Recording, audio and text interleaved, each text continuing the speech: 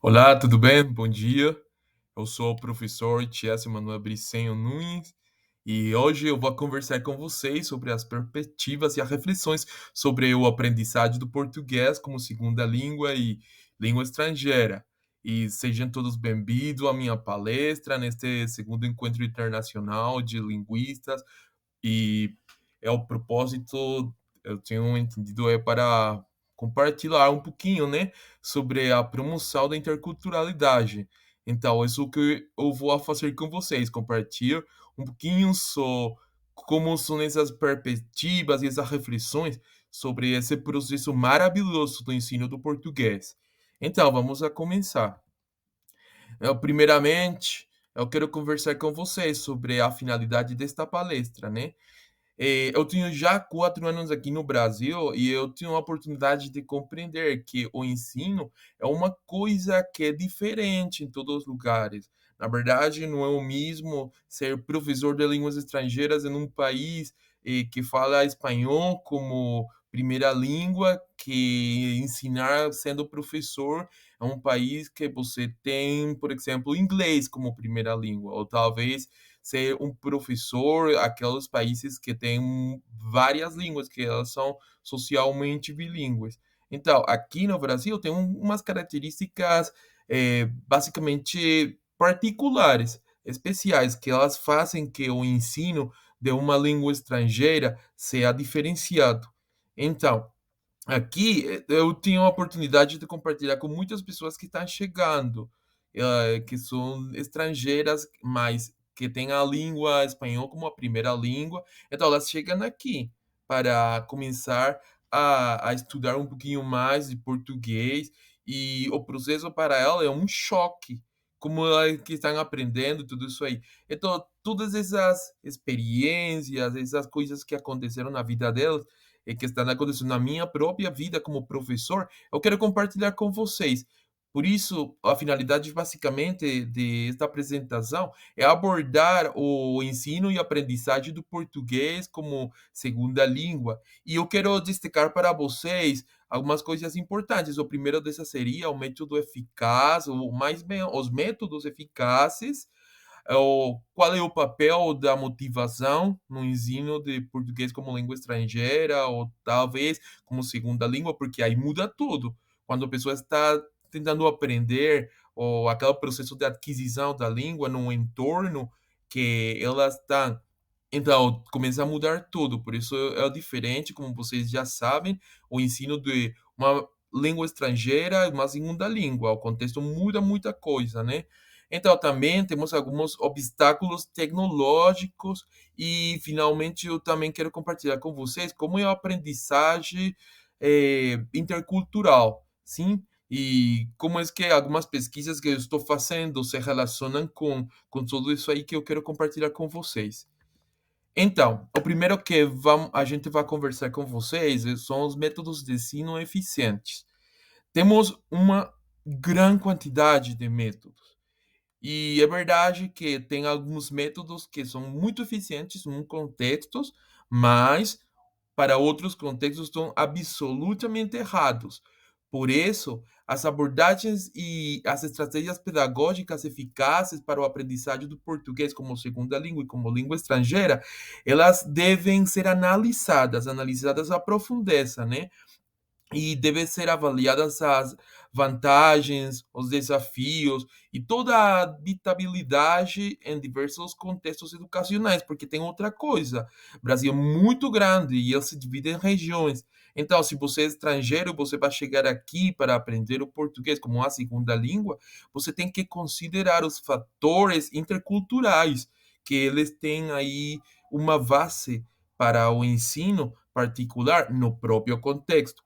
Por isso, cada um de nós, como professores, tem que avaliar a adaptabilidade desses métodos em diversos contextos educacionais, mais que nada em termos de as competências comunicativas dos alunos. Então, aí você vai conhecer que ele está precisando verdadeiramente. Então, no próximo lugar, temos os fatores motivacionais, a influência da cultura, dos hábitos, das metas pessoais, e temos outro monte de fatores elas têm incidência sobre o envolvimento e o progresso dos alunos.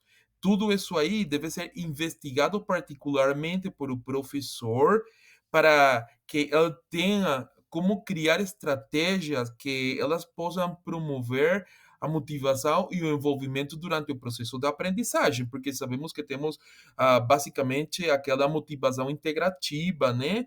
Temos uma motivação um pouquinho mais estratégica, uma que é mais natural, outra que é um pouquinho mais ajudado, né, de parte do professor. Então, temos que considerar os diferentes tipos de motivações e quais são as circunstâncias específicas do estudante. Também temos algumas dificuldades e obstáculos que elas são, eu gostaria de falar que elas são um pouquinho mais gerais. E, primeiramente, todo professor deve considerar os aspectos gramaticais.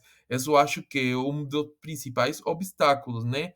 Temos também os aspectos fonéticos, os culturais, os cognitivos, e elas podem ser apresentados com desafios específicos.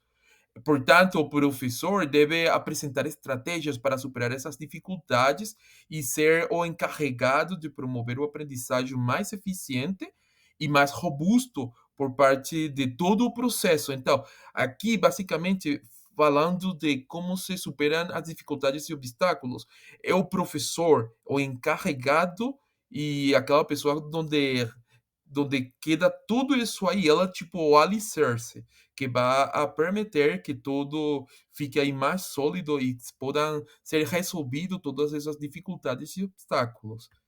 Também temos o uso da tecnologia e dos recursos digitais. E é que em todos os momentos do processo do ensino, deve-se levar uma consideração como as ferramentas digitais e os aplicativos educacionais podem facilitar a prática, a interação e a imersão no idioma, priorizando a experiência de aprendizagem e a proficiência linguística dos alunos.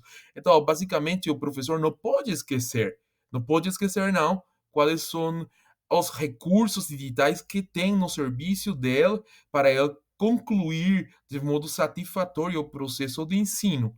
Também temos um fator maravilhoso que é a aprendizagem intercultural.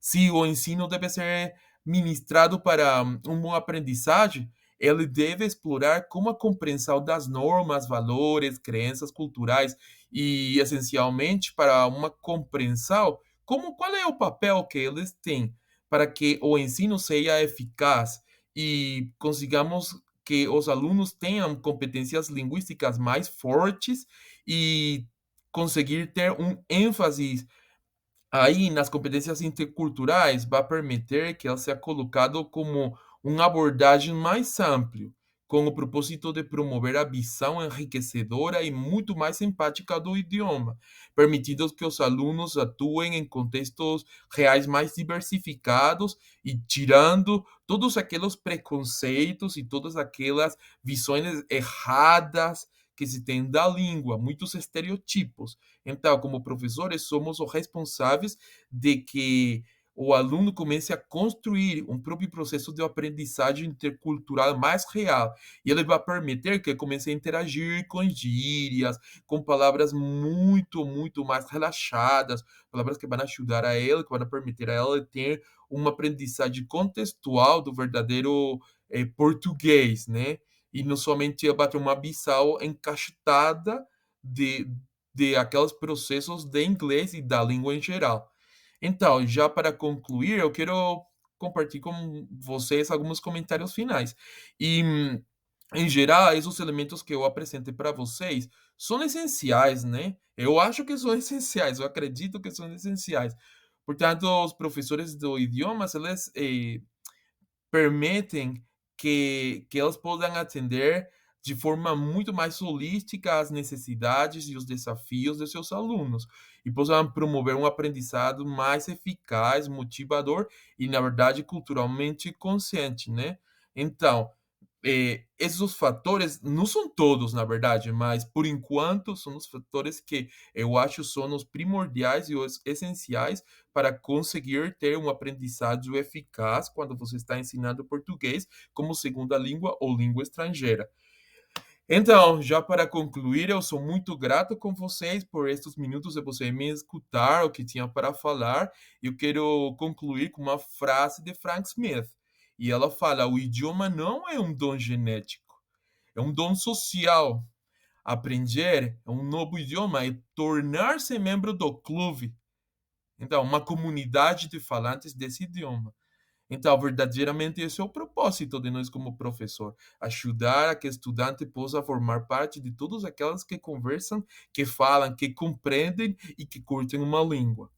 Então, muito obrigado com todos vocês. Eu desejo que continuem tendo uma experiência maravilhosa de aprendizagem. Eu estou aqui. Qualquer coisa, somente me escreve, tá?